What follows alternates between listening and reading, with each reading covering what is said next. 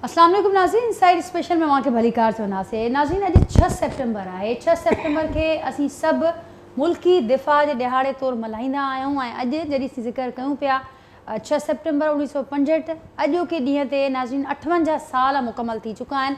अॼोके ॾींहं जी मुनासिबत सां सॼे मुल्क में शहीदनि खे भेटा ॾियण जे हवाले सां तक़रीबूं बि जारी आहिनि, तक़रीबूं बि थियूं आहिनि जंहिंमें नाज़रीन मुल्क जी शख़्सियतुनि शिरकत कयूं आहिनि ऐं उन सां गॾोगॾु सिविल तोड़े जेके अस्करी इदारनि जा जेके अहम अॻवान आहिनि उन्हनि तक़रीबुनि में मौजूदु रहिया, उन तक़रीबुनि उन्हनि शरीक थी करे शहीदनि खे ख़राज अक़ीदत पेश कयो आहे। सॼी क़ौम शहीदनि खे सलाम पेश करे थी जिन पंहिंजी जाननि जो नज़रानो ॾिनो हिन मुल्क जी बका लाइ। नाज़रीन 58 साल मुकमल थिया आहिनि। ज़ाहिर आहे हर साल असीं हिन ॾिहाड़े खे मल्हाईंदा आहियूं ऐं मुल्की दिफ़ा जी जेके घुर्जूं आहिनि उन्हनि जो ज़िक्र बि कंदा आहियूं ऐं उन सां गॾोगॾु जेके असांजा दरपेश चैलेंजिस आहिनि असीं उन्हनि खे बि यादि कंदा आहियूं। हाणे 58 सालनि खां पोइ अॼु असीं किथे बीठल आहियूं, अॼोके प्रोग्राम में इन ते बि ज़रूरु ॻाल्हि कंदासीं त असांजा चैलेंजिस कहिड़ा आहिनि। चैलेंजिस जो जॾहिं असीं ज़िक्र कयूं था त इंटरनल तोड़े एक्सटर्नल चैलेंजिस जेके हिन वक़्तु मुल्की दिफ़ा जे लाइ हिकु अहम चैलेंज आहिनि, कहिड़े रीति असां उन्हनि खे हल पिया कयूं या हल करे सघूं था। अॼु इन मामलनि ते गुफ़्तगू थींदी। एक्सपर्ट पैनल मूंसां गॾु मौजूदु आहिनि जो तारुफ़ मां सां कराईंदसि। मूंसां गॾु मौजूदु आहिनि एम्बेसडर आलम ब्रोही साहब, एम्बेसडर GR बलोच साहब ऐं एम्बेसडर हसन हबीब साहब मूंसां गॾु पैनल ते मौजूदु आहिनि। मां सभिनी खे भलीकार चवंदसि ऐं GR साहब, हसन हबीब साहब मुंहिंजी इजाज़त सां। आलम साहब, अव्हां खां आगाज़ कयां थी गुफ़्तगू जो ऐं 58 साल मुकमल थिया आहिनि सर, अव्हां जी यादगिरियुनि में हीउ ॾिहाड़ो कीअं महफ़ूज़ आहे?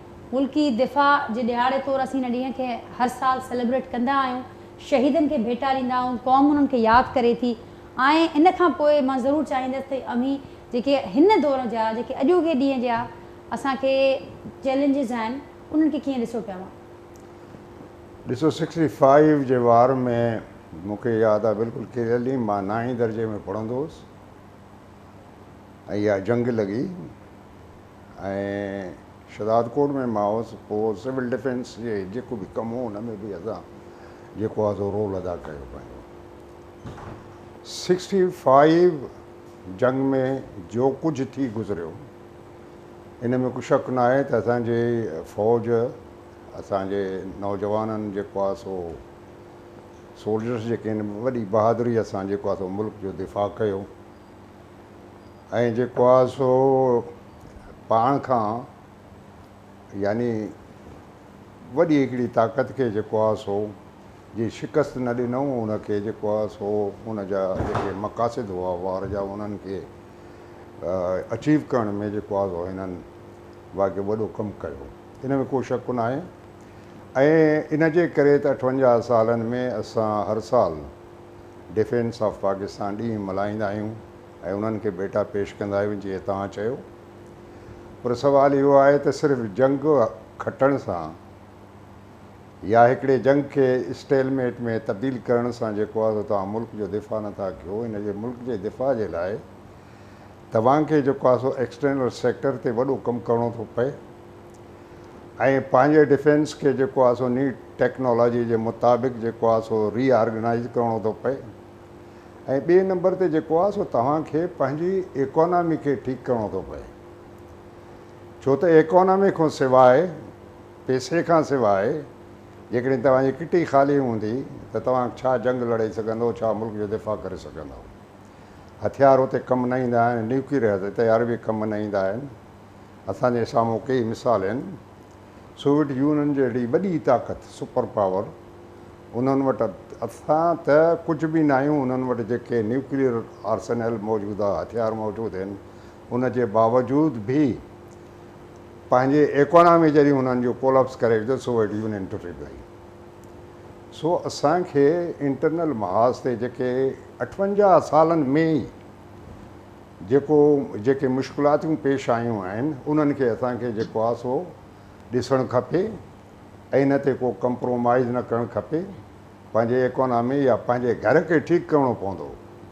तव्हांजे ईस्ट में जेको आहे सो इंडिया आहे जेको हिन वक़्तु तव्हां खां 10 गुना मथे ई ताक़त आहे फ़ौज में बि ऐं इकोनॉमी त अलाए छा थी वई अथनि हुननि जी। ऐं जेको आहे सो क्लेम था कनि त नेक्स्ट 2 years में जेको आहे so it will be the third economy of the world, यानी अमेरिका ऐं चाइना खां पोइ थर्ड इकोनॉमी इंडिया जी थींदी। ऐं इंडिया कॾहिं बि तव्हांजो जेको आहे सो सॼण या दोस्त नथो रही सघे, इन में को असांखे जेको आहे शक शुबो हुजण ई न खपे। असांखे जेको आहे सो इन हिसाब सां ॾिसणु खपे त असां पंहिंजे मुल्क जो इन ताक़तवर दुश्मन खां ऐं ॿिए तव्हांजो वेस्ट आहे। वेस्ट में ॾिसो तव्हां कहिड़ी बि हुकूमत उते रही आहे 1947 खां अॼु ताईं अफ़गानिस्तान कॾहिं बि असांजो सॼण न थियो, तोड़े की असां उन्हनि खे पंहिंजे मुल्क में विहारे खाराए पीआरे उन्हनि जो लुक आफ्टर कयो। कारज़ाई असां वटि 20 साल रही वियो, जॾहिं पावर में आयो त कारज़ाई पाकिस्तान जो वॾो मुखालिफ़ हुयो। अहिड़े नमूने सां जेकॾहिं तव्हां उन खां बाद पंहिंजी हुकूमत जेका कारज़ाई खे तब्दील कयूं उनखे ॾिसो, उहो हमेशह असां सां जेको आहे झगड़े में रहिया इंडिया जे चवण ते। इंडिया सां उन जा तालुकात सुठा हुया। सो असांखे इहे सभु मामलात ईरान सां असांखे पंहिंजा मामला ठीकु करणु खपे। असांखे इहो यादि रखणु खपे त ईरान वाहिद मुल्क हुयो 65 वार में जंहिं जेको आहे सो असांखे जेको असां स्ट्रेटेजिक डेप्थ चवंदा आहियूं उन असांखे स्ट्रेटेजिक डेप्थ फ़राहम कयो। असांजा जहाज़ जेको आहे सो सरगोदा में न बल्कि ईरानी बॉर्डर क्रॉस करे उते जेको आहे सो पार्क कया विया। सो असांखे इहे सभु शयूं जेको आहे सो पंहिंजे हिन में रखणु एक्सटर्नल मामलात में असांखे ठीकु करणु घुरिजे। ॿियो त असांखे सभु खां पहिरियों हिन वक़्तु जेको मसइलो आहे उहो इकोनॉमीअ जो आहे। इकोनॉमी अहिड़े हद ताईं ख़राबु थियल आहे जो त हाणे के दोस्त के तजज़ियेकार इहो बि चवनि था त ख़ुदा न ख़ासि अॻिते हली करे असां कोलैप्स न कयूं। जेके इकोनॉमी तव्हांजी कोलैप्स करे पोइ डिफेंस छाजो रहंदो। बिल्कुलु सही ब्रोई साहिबु, इन ई ॻाल्हि खे अॻियां वधाईंदासीं। जीअर साहिबु अवां वटि ईंदसि साईं, तमामु अहम कुझु पॉइंट्स हुआ जेके आलम ब्रोई साहिबु हिते असांखे उन्हनि जी निशानदेही कई त ज़ाहिर आहे जेको डिफेंस आहे, जेके उन जूं घुरिजूं आहिनि ऐं जेके चैलेंजिस आहिनि उनखे साम्हूं रखंदे रीऑर्गनाइज़ करिणो पवे थो पाण खे वक़्तनि फ़वक़्तनि उन सां गॾोगॾु। हिन ॻाल्हि जो बि उन्हनि ज़िक्र कयो त शयूं पंहिंजे पाण में इंटर कनेक्टेड आहिनि, इंटर रिलेटेड आहिनि। इकोनॉमी जेकॾहिं मज़बूत न हूंदी, उन में ग़ैर यकीनी वारी सूरत हाल ख़तमु न हूंदी त डिफेंस में ही हिकिड़ो असांजो वॾो हिकिड़ो असीं चऊं त हिकिड़ो वीक एरिया असांजो हूंदो। उन सां गॾोगॾु हाउस असांजो जेसिताईं ऑर्डर में न हूंदो, इंटरनल महाज़ ते असां पंहिंजे पाण में पाण भरा न थींदासीं, तेसिताईं एक्सटर्नल महाज़ ते असांखे कामयाबी हासिलु करणु ॾुखियो हूंदो। अमी छा ऐड कंदो सर हिन में? बिस्मिल्लाहिर्रहमानिर्रहीम। नाजिया, सभ खां पहिरियां त असां अॼु जे ॾींहं जे हवाले सां उहे जेके शहीद थिया असांजा बहादुर सिपाही जवान ऑफिसर्स सिविलियंस, उन्हनि सभिनी खे असां ख़राज तहसीन पेश था कयूं। उन्हनि लाइ तमामु दुआ घुरायूं त अल्लाह ताला उन्हनि जा दर्जात बुलंद फरमाए। ऐं हाणे ॾिसण जी ॻाल्हि इहा आहे त उनखे तक़रीबन हाणे छहीं ॾहाई थी वई आहे, 6 डिकेड थियूं आहिनि। इन्हनि 6 डिकेड्स में न सिर्फ़ु वॉर जा कॉन्सेप्ट तब्दील थिया आहिनि पर वॉर जा टूल्स बि कंप्लीट चेंज थी विया आहिनि। उन्हनि जा जेके जंहिं तरह सां जंग विड़ी वञे उहे स्ट्रैटेजीज़ तब्दील थी वियूं आहिनि।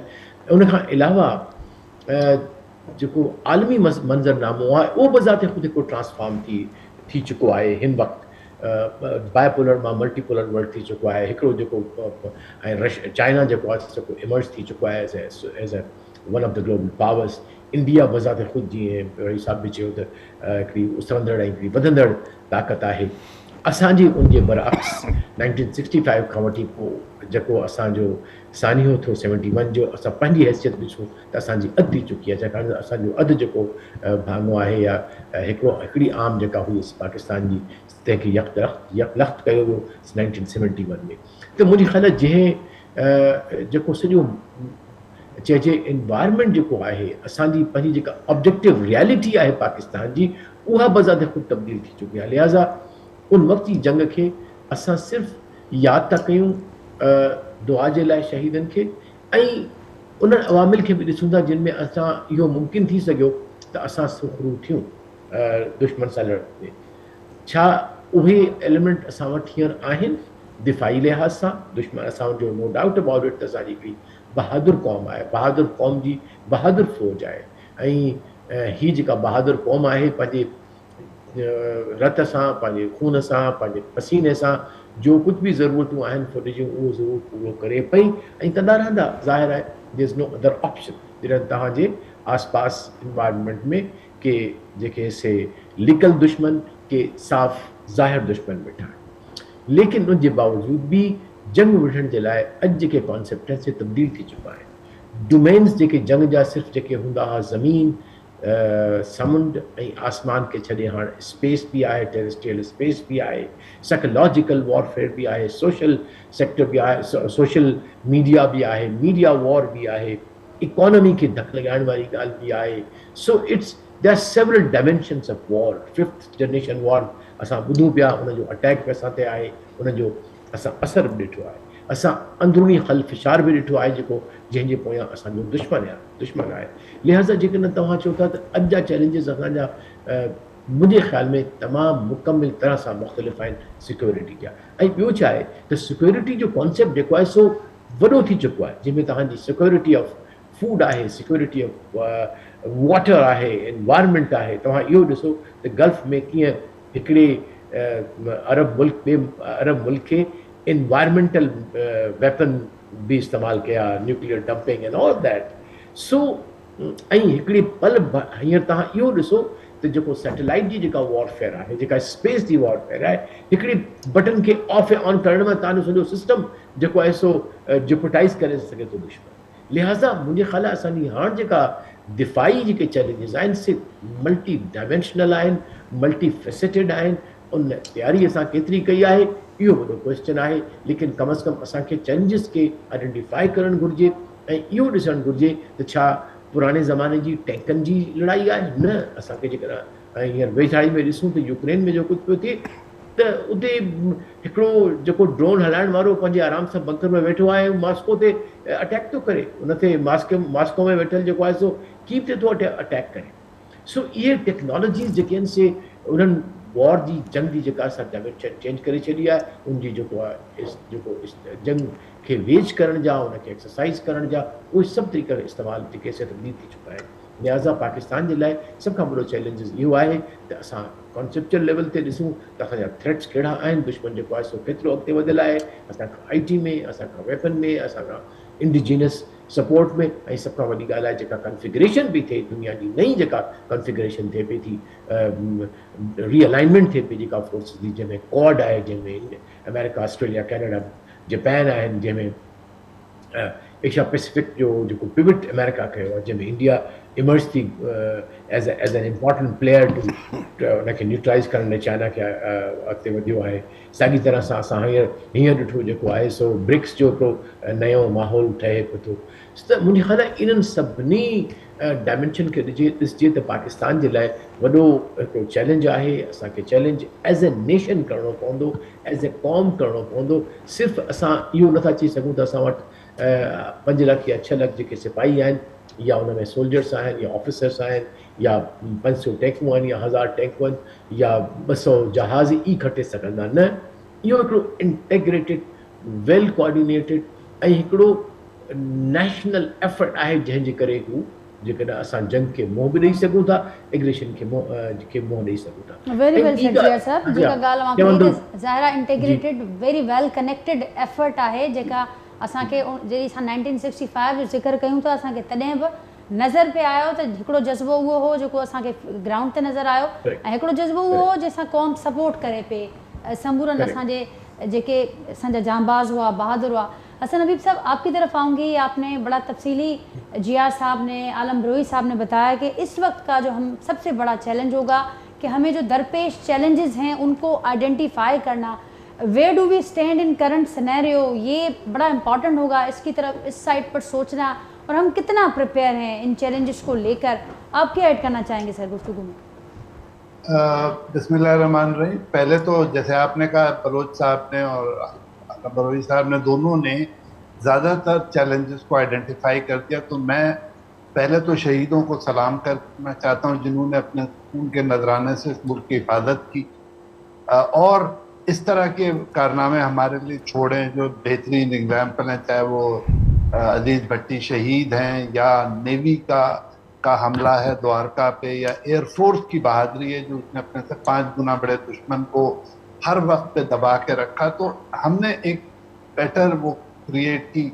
फिर हमने उसमें अगर आप देखें, जिसका मैं ज़रूर जिक्र करना पसंद करूँगा, कि थरपारकर में जिस तरह हुरों ने इंडिया को रोका और उनका एरिया कैप्चर किया, वो उसकी एग्जांपल्स नहीं मिलती हैं मॉडर्न वॉरफेयर। इसके बाद हम आते हैं चैलेंजेस की तरफ से, कि इस वक्त सबसे बड़ी बात तो ये है कि दुनिया की जो नजरें हैं अब वो हमारे रीजन से थोड़ा सा शिफ्ट कर गई। आपको याद होगा कि 65 में पहले हमारा रन ऑफ कच्छ में मार्का हुआ था इंडिया के साथ, तो ब्रिटिश ने आके सुलह कराई थी और फिर हम ICJ गए थे और फैसला हुआ था।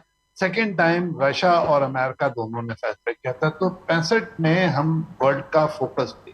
अब फोकस शिफ्ट हो गया, जैसे बलूच साहब ने जिक्र किया, क्वाड बन गया है और तो इंटरनेशनल सीन बड़ा मुख्तलिफ है। अब अगर हमारे पास एक उम्मीद है बड़ी डेटरेंस की, जो हमारा न्यूक्लियर डेटरेंस है, तो सबसे पहले तो हमें अपने चैलेंजेस में उसको अपडेटेड रखना है और उसको इतना क्रेडिबल रखना है कि इंडिया कोई बड़ी कार्रवाई ना कर सके। सबसे पहले तो ये। इसके बाद जैसे दोनों हमारे सीनियर स्पीकर्स ने कहा है कि हमें अपनी इकोनॉमी की तरफ तवज्जो देनी चाहिए। देखिए मॉडर्न वॉरफेयर में जब हम 65 की जंग लड़ रहे थे, तो इजिप्शियन जो थे राइटर हसनैन हैकल ने ये कहा था कि इकोनॉमीज लड़ती है।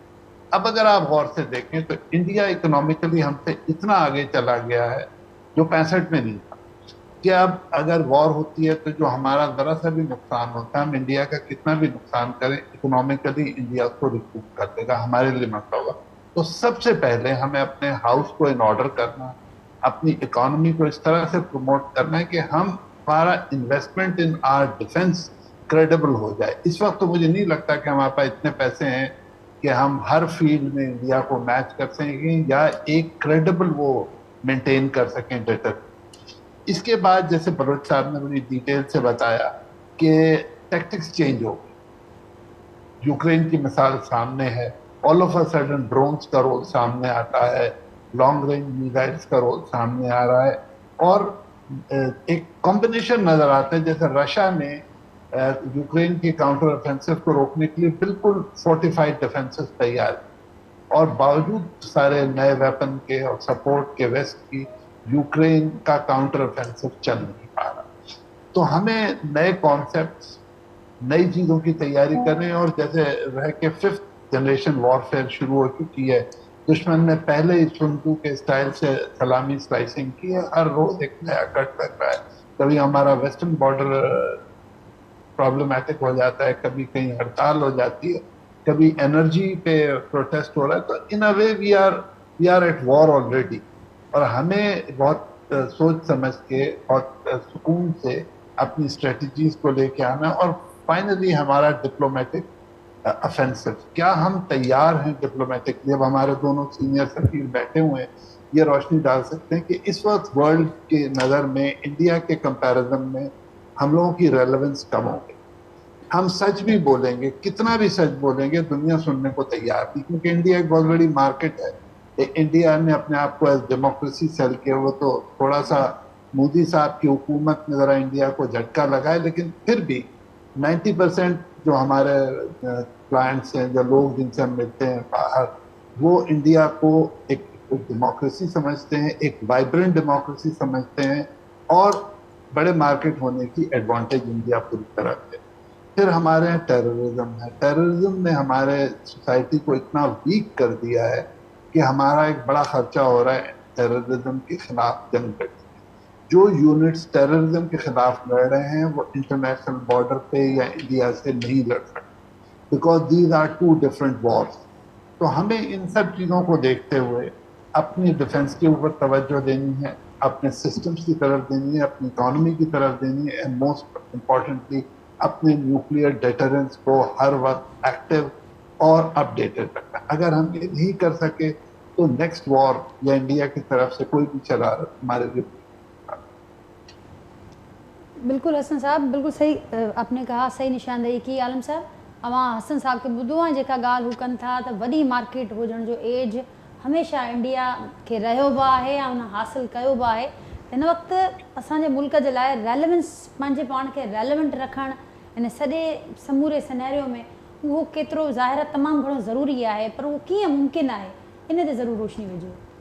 न असां जेको आहे सो कॾहिं बि पाकिस्तान खे इंडिया सां कंपेयर कोन था कयूं, इन में कोई शक न आहे त वॾी आबादी आहे, वॾी मार्केट आहे, रिसोर्सिस वॾा आहिनि ऐं इकॉनमी बि वॾी आहे, ठीकु आहे, पर साॻिए वक़्त में पाकिस्तान जेको आहे सो नंढो मुल्क त कोन्हे।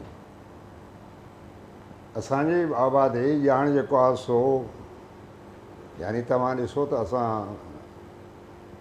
असांजी आबादी, असां वटि रिसोर्सिस बि आहिनि, पर सुवालु इहो आहे त कम से कम असांखे पंहिंजे घर खे एतिरो ठाहिणो पए जेको जंहिंसां असांजो गुज़ारो थी सघे। तव्हां पॉलिटिकल पोलराइज़ेशन ॾिसो मुल्क में, यानी 2014 खां वठी हिन वक़्त ताईं, यानी पहिरों धरननि खां जो असां धरना जेके लॻा उन खां शुरू थी विया आहियूं, हिन वक़्त ताईं पॉलिटिकल हिकिड़ो टर्मॉइल आहे जंहिंखां गुज़रूं था। हाणे बि इलेक्शन खां पोइ छा सूरत हाल भई कंहिंखे बि ख़बर कान्हे का, वेरी अनप्रिडिक्टेबल यानी सिचुएशन आहे असां वटि।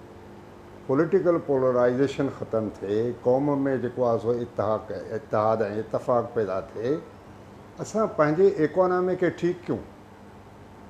तव्हांजो बिज़नेसमैन आहे, तव्हांजो नंढो दुकानदार आहे, तव्हांजो जेको आहे सो एग्रीकल्चर इनकम 60-60 लख, यानी तव्हां माण्हू 5-5-6 करोड़ था कमाइनि, जेको आहे सो एग्रीकल्चर इनकम हुननि जी आहे, उन ते टैक्स घणो था ॾियनि।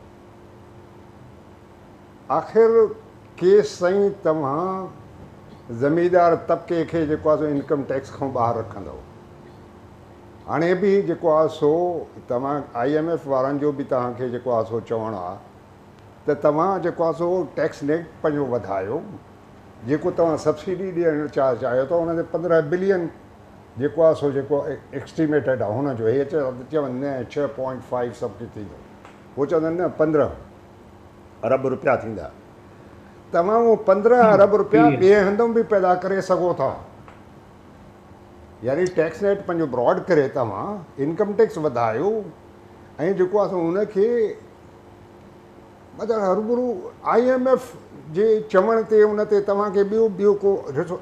तव्हां इहो ॿुधायो त असांजे एक्सपेंडिचर में छा, असांजे एक्सपेंडिचर कॾहिं असां उन ते सोचियो त इहे सभु जाइज़ एक्सपेंडिचर आहे। विफ़ाक़ी मुहतसिब, प्रोविंशियल मुहतसिब, उनजे हेठों जेको आहे सो हज़ारा माण्हू कमु था कनि पिया।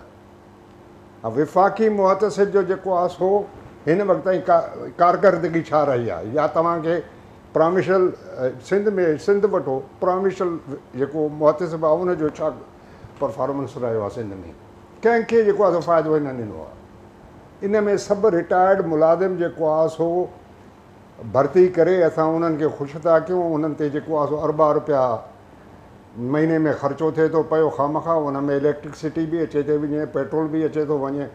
तव्हांखे ख़बर आहे हिन वक़्तु सिंध में 600 खां मथे गाॾियूं जेको आहे सो अनअकाउंटेड फॉर आहिनि। इहो पैसो जेको आहे सो तव्हां सरकारी पैसे में ख़ज़ाने मां तव्हां ख़रीद कयो, उहो गुम गाॾियूं काॾे वयूं, ऐं तव्हांजो प्रोविंशियल गवर्नमेंट, इलेक्टेड गवर्नमेंट जेको आहे सो unable to trace them out. बाबा असांखे इहे जेके इनसे ख़तमु करणा पवंदा, कुझु बि थिए। ऐं जेको आहे सो तव्हां 16 मंथ्स में ॾिठो हुननि खे, तव्हां आया आहियो 16 महीननि जे लाइ, तव्हांखे ख़बर आहे। तव्हांखे कंहिं चयो त तव्हां ओवर 90 जेको आहे सो मिनिस्टर्स रखो पंहिंजे कैबिनेट में? कहिड़ो मिनिस्टर आहे जेको बिल थो भरे पियो? हिन रब्बानी खर जो जेको आहे सो तव्हांखे स्कैंडल ख़बर आहे त हुनजो गैलेक्सी टेक्सटाइल मिल में करोड़ा रुपया हलाए, 55 करोड़ 50 करोड़ जो बिल हो इलेक्ट्रिसिटी जो, उन्हनि खे जेको आहे सो किस्तुनि में किराए थो 1500 महीनो ॾियण जे लाइ, 3 किस्तूं भरियूं, उन खां बाद वरी बसि बिल्कुलु ख़तमु। आलम साहब, इहे अने कहिड़ा मिसाल मौजूदु आहिनि? बिल्कुलु दुरुस्त मां फरमायो पिया त ऑस्टेरिटी मेजर्स बि जॾहिं ज़िक्र ईंदो आहे त उहो रुगो ऐलाननि ताईं महदूदु आहे, या उहे बि रुगो आवाम जे लाइ मशवरा हुजनि था। जीअं साहिबु अवां हिन में कुझु एड कंदो, ऐं ज़रूरु इहो बि असांखे ॿुधाइजो त बार बार असीं हिन सभिनी मसइलनि जी ॻाल्हि बि कयूं था, चैलेंजिस जो ज़िक्र थिए थो, ऐं हुनजो हल छा में आहे, कहिड़े रीति असीं पंहिंजे घर खे ऑर्डर में आणे या पंहिंजे पाण ते कमु करे या प्रायोरिटीज़ खे रीऑर्गनाइज़ करे कुझु कमु अचीव करे सघूं था। उन पासे ते ध्यानु छो नथो वञे हुक्मराननि जो? जी जी जी तव्हां ज़रूरु ऐड कयो ऐं पोइ एक्चुअली जी एग्जैक्टली तव्हां ॾिसो न इलेक्टेड गवर्नमेंट हुजे उन्हनि खे पहिरों त तव्हां मुल्क खे इकोनॉमी खे इन्हनि शयुनि खे ठीकु कयो तव्हां या इलेक्ट थी मस अचो था तव्हां वरी वोटर जा ॾिसो फ़ाइदो ई कोन्हे मां चवां अनइलेक्टेड गवर्नमेंट बि हुजे भले हिननि जो तव्हां टर्म वधायो पर सवाल इहो आहे त जेको मां पॉइंट आउट कयो उहो करे ॾेखारनि हाणे जेको आहे सो असांखे अचे थो पियो त चीफ ऑफ आर्मी स्टाफ हिते मीटिंग करे वई आहे ऐं जेको आहे सो लाहौर में मीटिंग कई अथऊं ऐं जेको आहे सो चवनि था त असां हाणे इकोनॉमी खे ठीकु कंदासीं फलाणे हंधि हेतिरा बिलियन ईंदा फलाणे हंधि हेतिरो 25 बिलियन सऊदी अरब इहे विश लिस्ट आहिनि विश लिस्ट खे हक़ीक़त में बदिलाइण जे लाइ तव्हांखे घणी महिनत करणी पवंदी तमामु इम्पोर्टेंट ॻाल्हि एज़ अ जी नेशन महिनत करणी पवंदी तव्हां वटि सिक्योरिटी जो इंतज़ाम सही न आहे केरु इन्वेस्ट कंदो तव्हां वटि पॉलिटिकल स्टेबलाइजेशन आहे केरु इन्वेस्ट कंदो ऐं जेकॾहिं तव्हां वटि जुडिशल जेकॾहिं लॉ ते रूल ऑफ लॉ कोन्हे त केरु कंदो सुभाणे फॾो थिए त उहे कंहिं वटि वेंदा इंटरनेशनल कोर्ट्स में वेंदा अॻे दफ़े वियूं असां ते मतिलबु $6 बिलियन जो जेको आहे सो जुर्मानो पहुची वियो जेकॾहिं पंहिंजा कोर्ट सही कमु कंदा त छो ईअं थिया बिल्कुलु सही आलम साहब बिल्कुलु सही ऐं असांखे तमामु पूरो स्ट्रक्चर ॾिसणु खपे न डिफेंस ऑफ पाकिस्तान ईअं न थींदो बिल्कुलु सही बिल्कुलु दुरुस्त ऐं इन शइ खे अॻियां वधाईंदासीं जी आर साहब विश लिस्ट खे हक़ीक़त में बदिलाइण जी पॉलिसी छा आहे कहिड़ो फ्रेमवर्क हूंदो छा मैकेनिज़म हूंदो का शइ वाज़े न आहे अव्हां छा चवंदो छा ऐड कंदो साहब थोरो मां वरी डिस्कशन खे 6 सेप्टेम्बर ते ई मां वरी मां आणणु चाहियां थो त इहे ॾींहं छो मल्हाइबा आहिनि इन करे मल्हाइबा आहिनि त हुन में ॾिसजे त असां उहे कामयाबियूं छो या उहे जेका असांखे कामयाबी थी उन जा कहिड़ा एलिमेंट्स हुआ उन्हनि खे वरी असां रिकैप था कयूं ऐं जेके पहिरियां मूं अर्ज़ु कयो यूनिटी हुई मुल्क जे अंदरि हिकिड़ी सुठी क्वालिटी जी लीडरशिप हुई हिकु गवर्नमेंट जो जेको स्ट्रक्चर हो वेल ऑइल्ड मशीन वांगुरु हर डिपार्टमेंट पंहिंजो कमु पे कयो पीस में बि कयो इन करे हू अॻिते हली जंग में पंहिंजी उन एफिशिएंसी खे ॾेखारे सघिया हमेशह इहो चइबो आहे त जंग जी तयारी जंग खां पहिरियां थींदी आहे बाद में न थींदी आहे त को शक न आहे त हींअर जो कुझु असां जेका बि ॻाल्हि कयूं था इहा वरी बि इहा डिस्कशन वञे थी त असांजी जेका टुटल फुटल हालत आहे एज़ अ स्टेट स्ट्रक्चर जी असांजी ब्यूरोक्रेसी जी ओवरऑल जेको माण्हुनि में मायूसी जी ॻाल्हि आहे ऐं इहा ॾाढी अहम अथव त का अहिड़ी मायूस शुदा क़ौम उहा जंग कीअं लड़ंदी त मुंहिंजी नज़र में त सभ खां अहम त इहो आहे त को उथे या असां सभु उथूं सभ खां पहिरियां त मुल्क खे क़ौम खे इन मायूसी मां कढी उम्मीद तरफ़ वठी वञूं त न तव्हां में पोटेंशियल आहे तव्हां अल्लाह जे ॾिनल असां वटि नेमतनि जो को मतिलबु हद ई कान्हे का समुंड आहे मादनियात आहे एग्रीकल्चर आहे ही सिंधु दरिया बादशाह आहे असां वटि माण्हू महिनत करण वारा आहिनि मां कल्ह बि हिकिड़े ॿाहिराड़ी जे ॻोठ में पंहिंजे पनीअ ते तां या वापसि पियो मोटां ॿिए हिकिड़े स्कूलनि में पियो वञा हर माण्हू लॻो पियो आहे ॿाहिराड़ी में कमु पंहिंजो करे पियो थो एॾो महिनती आहे हालांकि उते टेम्परेचर 41 वियो पोइ बि मां ॾिठो पंहिंजा ॿारड़ा बछड़ा वठी पंहिंजे खेतनि में वेठा आहिनि पंहिंजूं फुटियूं पिया चूंडनि पंहिंजो लबारो पिया कनि पंहिंजो पाणी पिया ॾियनि को पंहिंजी का शइ करे पियो थो को स्कूल वञे पियो थो असल मसइलो मूंखे लॻे थो त इलीट जो आहे हुन जा हाणे हूअ इलीट थियो आहे सोढ़ो मां सोली सिंधीअ में चवां इलीट ॾिसे पियो थो त हाणे जेको उनजो प्रिविलेज जेको क्लास जो प्रिविलेज जेके हुआ से वापसि वञनि पिया था अनलिमिटेड इकॉनमी AC पिया हलनि अनलिमिटेड गाॾियूं पियो हलनि अनलिमिटेड ख़र्चा पिया हलनि ट्रेवल पिया थियनि त जीअं जी ऐं इहे ई कॉज़ आहिनि असांजी इन तबाही जा इकोनॉमिक तबाही जा त मुंहिंजे ख़्याल आहे जेको आहे इलीट क्लास आहे जंहिंमें अपर क्लास मिडिल क्लास कंहिं हद ताईं लोअर मिडिल क्लास बि कंहिं हद ताईं जेके हाणे त काफ़ी सारो हिट करे छॾियो आहे इन्फ्लेशन ऐं बिजली जे अघनि उनजे बावजूद बि जेको असांजो इलीट ऐं मिडिल क्लास आहे उनखे अञा बि पंहिंजूं जेके रियायतूं ॾिनल आहिनि हुकूमत तरफ़ां या उन पंहिंजो पाण खे ॾिनियूं आहिनि वापसि करणियूं पवंदियूं 10 लाख रुपया, 12 15 लाख रुपया पेंशन, 2,000 किलोवाट ऑफ द बिजली जो मुफ्त, गाॾियूं, बोर्ची, गार्ड, छा आहे इहो? हू पाण चवनि त बाबा असांखे न आहे ज़रूरत, हाणे असां वटि एतिरो आहे जो असां पाण खाई सघूं था, असां पंहिंजो बिजली जो बिल ॾेई सघूं था, असां पंहिंजी गाॾी पाण हलाए सघूं था।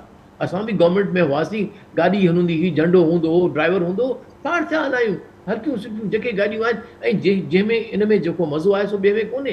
त मुंहिंजो इहो ख़्यालु आहे त हिकिड़ो माइंड सेट चेंज करणु घुरिजे असांखे, ऐं उहो स्टार्ट थिए थो फ्रॉम द टॉप। उहो पंहिंजो मॉडल जेको रोल मॉडल हुजे असांजे लीडर्स जो, जंहिंमें पॉलिटिकल लीडरशिप बि आहे, starting from the prime minister to the ministers to the cabinet ministers, and even I would say army officers, why not हिकिड़ी सादगी जी ज़िंदगी गुज़ारणु। कंहिं ज़मानो को ज़मानो हूंदो, मां I was in the Pakistan army, I retired as a captain. The first vehicle I bought was a 700 rupees Sohrab bicycle. उहा ऐं ॾाढे प्राउडली असां पंहिंजी बाइसिकल ते पंहिंजे मेस खां पंहिंजे ईंदासीं, पिप लॻा पिया हूंदा आहियूं, ऐं पंहिंजे यूनिट ईंदासीं, तव्हांखे सोल्जर सल्यूट बि कंदो, हिन में को मतिलबु ॻाल्हि ई कोन्हे। सूबेदार बि ईंदो साइकिल ते, सिपाही बि साइकिल ते, मां बि साइकिल ते ईंदुसि। त ख़ुदारा असांखे जेकॾहिं केरु ॿुधे पियो मुंहिंजी इहा जेका एॾी सुहिणी सिंधी कान्हे का, सम्झे पियो त let's become simple basic in our lifes. मुंहिंजे ख़्याल आहे बाक़ी शयूं पाणे ठीक थी वेंदियूं। ऐं जेकॾहिं इहा जेका प्रिविलेज क्लास आहे, अॼु जेकॾहिं न ॾिनऊं सेक्रीफाइस, त ईंदड़ नस्लियूं उन्हनि खे सुठनि अल्फाज़नि सां यादि न कंदियूं, ऐं मुल्क जो दिफ़ा यकीन तरह सां एॾो मज़बूत न हूंदो। जी, वेरी राइटली सेड जिया साहब। हसन साहब अग्री करेंगे, आप क्या कहेंगे, आप इसमें क्या ऐड करना चाहेंगे कि प्रिविलेज क्लास, अब वो जिया साहब ने कहा कि वो घेरा तंग हो चुका है, लेकिन मज़ीद उनको सोचना होगा, अगर इज्तिमाई मफाद का सोचना है, मुल्क का सोचना है, तो फिर ये छोड़ना होगा ये सारी चीज़ें। देखिए बलोच साहब ने बिल्कुल सही पॉइंट आउट किया है। हमें अपनी विश लिस्ट को रियलिटी में तब्दील करने के लिए सबसे पहले तो जस्टिस को इम्प्रूव करना। जस्टिस इम्प्रूव होगा तो कॉमन आदमी में एक होप पैदा होगा। जस्टिस अगर आपका इम्प्रूव कर जाता है तो ये जो आपकी विश लिस्ट है ना कि इतने $1 मिलियन आएंगे अगले 10 साल में, ये अचीवेबल है। अगर आपके यहाँ जस्टिस नहीं हुआ तो जैसे आलम साहब ने कहा था कि अगर कोई झगड़ा होगा तो इन्वेस्टर कहाँ जाएगा। इसके बाद जो सबसे ज़रूरी चीज़ मुझे लगती है वो हमें चाहिए प्रोफेशनल एडमिनिस्ट्रेशन हर डिपार्टमेंट में। ये जो हमने जर्नलिस्ट पैदा किए ना ब्यूरोक्रेसी में, कि एक दिन वो सेक्रेटरी फाइनेंस होता है, दूसरे दिन वो जाके सेक्रेटरी इंटीरियर हो जाता है, वो तीसरे दिन जाके पोस्टल का सेक्रेटरी हो जाता है, चौथे दिन रेलवे का हो जाता है। हमें प्रोफेशनलिज्म की तरफ आना है और इफेक्टिव एडमिनिस्ट्रेशन करनी है गवर्नमेंट की, जिसमें ऑफ कोर्स कॉस्ट कटिंग बहुत ज़रूरी है।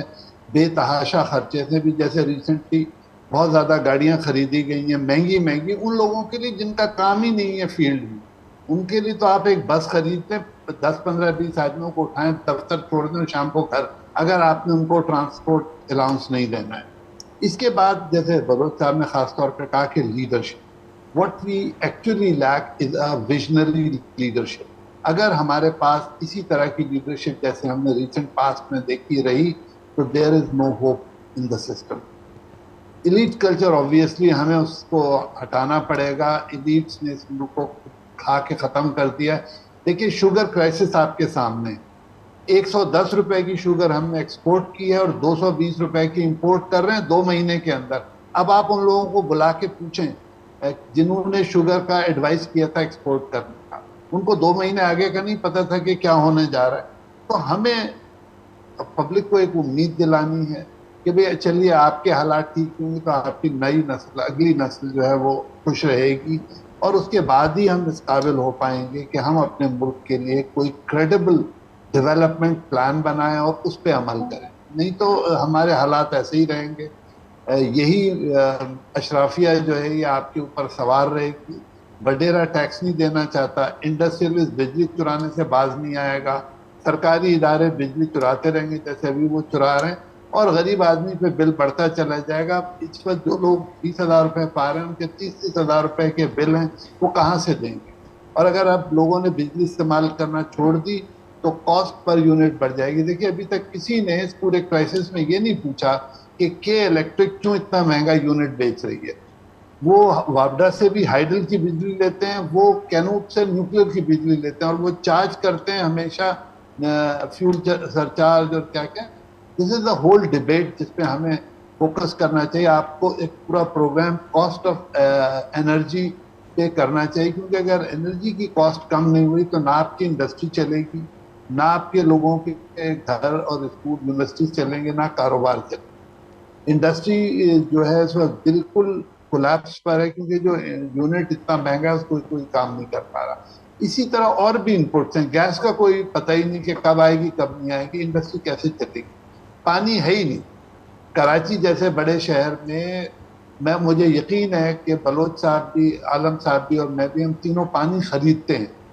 جو میونسپل ایجنسی ہے وہ پانی سپلائی کرنے کے قابل ہی نہیں. اب یہ سارے نظام کے لیے ہمیں اپنی ایڈمنسٹریشن, جسٹس اور لیڈرشپ پہ فوکس کرنا پڑے گا. ٹھیک ہے سر صاحب, وے فارورڈ عالم صاحب موجود آहिनि, पर छा मां सम्झो पिया त मथे लेवल ते या जिते जो ज़िक्र थिए पियो गुफ़्तगू में बार बार, उते का रियलाइज़ेशन मौजूदु आहे त हेॾी सूरत असीं किथे बीठल आहियूं ऐं अॻियां वधण लाइ असांखे छा करिणो पवंदो? मां सुभाणे मतिलबु ॾींहुं जेको आहे तमामु सुठो आहे. असांखे हमेशह जेको आहे सो नाउमीदी न ॾेखारिणो पवे, पर मिसाल तौरु त हिकिड़ो असांजो मरीज़ आहे जेको ऑपरेशन टेबल ते पियो आहे, सॼी बॉडी में लम्स अथसि. डॉक्टर रज़ा खां थो पुछे त मां जेको आहे सो हिनखे छा कयां. असां मरीज़ जा वारिस थी करे, हिन मुल्क जा वारिस थी करे असां चवंदा साईं नश्तर हलायो, जेके बि मैलिग्नेंट जेके बि लम्स आहिनि उन्हनि खे कढी ॿाहिरि फिटी कयो. जेके हिन मुल्क खे जेको आहे सो रत चूसे विया आहिनि उन्हनि खे पकड़ियो. जेके गैर ज़रूरी इदारा आहिनि उन्हनि खे ख़तमु कयो. चाहे इलेक्टेड लीडर हुजे या अनइलेक्टेड लीडर हुजे, जेकॾहिं इहो कमु करे थो त पाकिस्तान जो वॾो मोहसिन आहे. ऐं पाकिस्तान हिकु दफ़ो ॿीहर ॼण पैदा थियो. मुस्तफ़ा कमाल टर्की खे ठाहे वियो, इलेक्टेड लीडर न हुयो. यंग टर्क्स जो ॿुधो हूंदो, उन्हनि मॉडर्न टर्की जेको असां ॾिसूं था उहे ठाहे विया. डिगॉल फ्रांस खे रिहेबिलिटेट कयो. He was not elected, elect बाद में थियो, पर ही वॉज द जनरल. अॼु मां चवां थो त इलेक्टेड हुजे या अनइलेक्टेड हुजे, जेकॾहिं हू नश्तर हथ में खणी करे हिन असांजे टेबल ते पियल मरीज़ खे बचाए थो विझे त असांजो मोहसिन आहे, असांजो ॼणो मुल्क सुधारे. ॿियो को तरीक़ो कोन्हे को. इलाज करण सां तव्हांखे को बिज़नेसमैन जेको आहे सो टैक्स न ॾींदो. इलाज करण सां तव्हांखे को ज़मींदार इनकम टैक्स न ॾींदो. लैंड रिफॉर्म जे लाइ राज़ी न थींदो. इलाज करण सां तव्हां स्टील मिल खे जेको आहे सो तव्हां प्राइवेटाइज़ नथा करे सघो. अहिड़े नमूने सां इलाज करण सां जेको आहे सो तव्हां गैर ज़रूरी इदारा ख़तमु नथा करे सघो. सुभाणे वरी उहे ई मुज़ाहिरा कंदा, उहे कंदा. उहो छो चवनि त असांजे हिकिड़ी सैलरी आहे, नौकिरी हले थी पई, रोज़गारु लॻियल आहे, तव्हां असांजो उन्हनि खे ॿियो को अल्टरनेटिव ॾेई सघो था ॾियो, न त उन्हनि खे लमसम में असां न कयो आहे छा. नेशनल शिपिंग कॉर्पोरेशन में तव्हां घणनि माण्हुनि खे जेको आहे सो गोल्डन हैंडशेक ॾेई जेको आहे सो कढी छॾियो. यानी इनएविटेबल आहे. हाणे असां वटि टाइम कोन्हे को. We have to go. बसि उहो मां जीअं चयोमांव, नश्तर हलाइणो पवंदो. जिथे जिथे तव्हांखे जेको आहे सो यानी लम्स नज़र था अचनि, मैलिग्नेंट जेको यानी वॾे ज़ख़्म में तब्दील थी चुका आहिनि, उन्हनि खे हटाइणो पवंदो. सख़्तु फ़ैसिलनि जी ज़रूरत आहे. टाइम बि घटि आहे तमामु. जियार साहब आख़िरी कुझु मिंट आहिनि, कोई अवां जो बि कॉमेंट शामिलु कयां, हसन साहब जो बि शामिलु कयां. जी जी सर. जी आख़िरी मां इहो ई चवंदुसि त जंग को सुठो ऑप्शन न हूंदो आहे. जंग नालो ई तबाही जो आहे. जंग नालो ई हक़ या नाहक जाननि वञण जो हूंदो आहे. लिहाज़ा 6 सितंबर खे यादि कंदे मां इहो चवंदुसि त हिन ख़िते खे, साउथ एशिया खे जॾहिं त असांखे जंग लाइ तयारु रहणु घुरिजे, लेकिन एट द सेम टाइम असांखे पंहिंजे डिप्लोमेटिक एनर्जीज़, पंहिंजूं फॉरेन पॉलिसी एनर्जीज़, उहे सभु जेके आहिनि से हिकिड़ो पीसफुल साउथ एशिया, हिकिड़ो पीसफुल इंडियन अरेबियन सी, हिकिड़ो पीसफुल नीबरहुड असांजे अराउंड, छाकाणि जो हिकिड़ो अहिड़ो मुल्क जेको is at war with all its neighbours can never survive, can never prosper. त मुंहिंजे ख़्याल अॼु जे 6 सेप्टेम्बर जे हवाले सां मां इहो चवंदुसि त कंहिं बि मुल्क ते ख़ुदा करे जंग न अचे, ऐं ख़ासि तरह पंहिंजे मुल्क लाइ त मां कतई न कंदुसि त मूंखे अलाह ताला को अहिड़े हालात में विझे त मूंखे वरी का आज़माइश, जीअं असां चवंदा आहियूं वैसे इंडिविजुअल लेवल ते बि, त अलाह इन आज़माइश में न विझे। त मुंहिंजी दुआ इहा आहे अॼु जे हवाले सां त अलाह असांखे वरी जंग जी आज़माइश में न विझे, ऐं उन लाइ ज़रूरी आहे ज़ाहिर अंदरूनी असां पंहिंजा ख़िलफ़चार ख़तमु कयूं, इकॉनमी खे वधायूं, ताकी दुश्मन अॼु असांजा मेरी न रखे। उन सां गॾोगॾु असांखे अहिड़ी डिप्लोमेसी जो, अहिड़ी फॉरेन पॉलिसी जो खे इनिशिएट करणु घुरिजे जंहिंसां हिकिड़ो पीसफुल साउथ एशिया जेको आहे सो इमर्ज थिए। हसन साहब, फाइनल कमेंट। जी, मेरा ख्याल है बलोच साहब ने बिल्कुल सही कहा कि हर पीस हमारी प्रायोरिटी होनी चाहिए, और हमने अपना डिप्लोमेटिक ऑफेंसिव डेवलप करना इस तरह से कि कोई आदमी हमारी तरफ हम पे जंग मुसल्लत ना करे। हमें अपने नेबर्स के साथ रिलेशंस इम्प्रूव करनी चाहिए। 2 पिछली जंगों में ईरान ने हमें सपोर्ट किया था पूरी तरह से, जिससे कि हमारा ये वॉर आसान थी, लेकिन वॉर की तरफ हमें अब नहीं जाना चाहिए, क्योंकि वो इस्तेमाल किया तो वो पूरे रीजन को तबाही होगा और हमारे दोनों मुल्कों के अवाम से है। तो हमें अपने मुल्क में हारमनी प्रमोट करना चाहिए, अपने नेबर्स के साथ अपने रिलेशन को इम्प्रूव करना चाहिए, और कोशिश करना चाहिए कि जहाँ तक हो सके हम जंग। ठीक, थैंक यू हसन साहब, बहुत शुक्रिया आपने वक्त दिया आज के प्रोग्राम के लिए। JR बलोच साहब, आलम बरोही साहब, हमारी वरी महिरबानी है वक्त कड़ी गुफ्तगू लाए। पीस अमुन असांजी प्रायोरिटी आहे, प्रायोरिटी रहणु घुरिजे, पर उन सां गॾोगॾु जेके मुल्की दिफ़ा जो घुरिजूं आहिनि उन्हनि खे साम्हूं रखंदे जेके दरपेश चैलेंजिस आहिनि उन्हनि जे लाइ तयारी करणी आहे। नाज़रीन, अॼोकी प्रोग्राम में जेका गुफ्तगू थी तमामु अहम गुफ्तगू हुई।